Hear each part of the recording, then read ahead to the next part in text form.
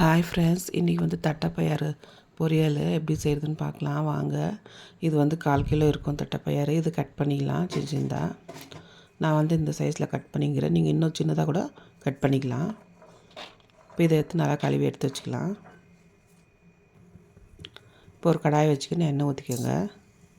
கடுகு ஒரு ஸ்பூன் போட்டுக்கலாம். இது வந்து உளுந்து கடலைப்பருப்பு ஒரு ஸ்பூன் போட்டுக்கலாம். காஞ்ச மிளகாய் ஒரு 2,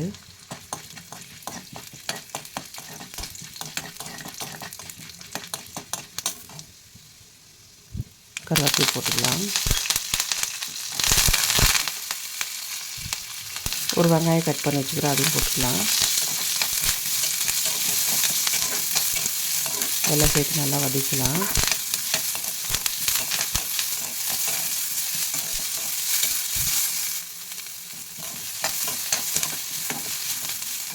வெங்காயம்லாம் நல்லா ஓரளவுக்கு வதங்கின பிறகு கழுவி வச்சு தட்டைப்பயிறு போட்டுக்கலாம்.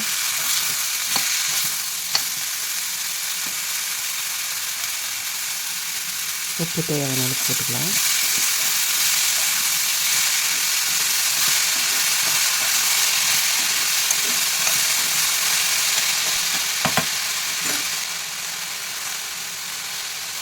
இப்போ வந்து மிளகாத்தூள் போட்டுக்கலாம்.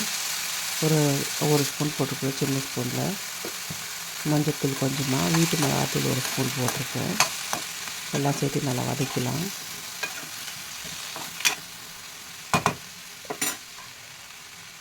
இப்போ இதில் வந்து கொஞ்சமாக ஒரு 1/2 கிளாஸ் தண்ணி ஊற்றி மூடி வைக்கலாம் வேகிறதுக்கு.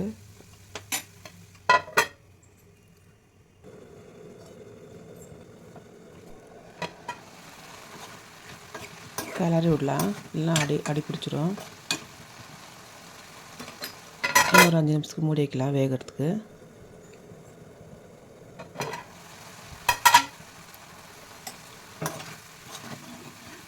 இப்போ பார்க்கலாம் காய் வந்துருக்கு தானே.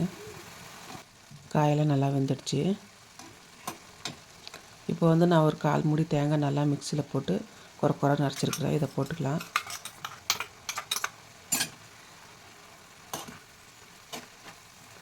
நல்லா சேர்த்து எல்லாம் வதக்கலாம். காயில் பார்த்தா கொஞ்சமாக தண்ணி இருக்குது.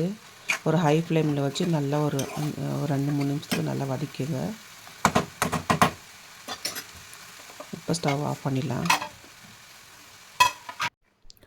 இதை நீங்களே வீட்டில் ட்ரை பண்ணி பாருங்கள். அப்படியே என் சேனலை சப்ஸ்கிரைப் பண்ணலன்னா சப்ஸ்கிரைப் பண்ணிக்கோங்க.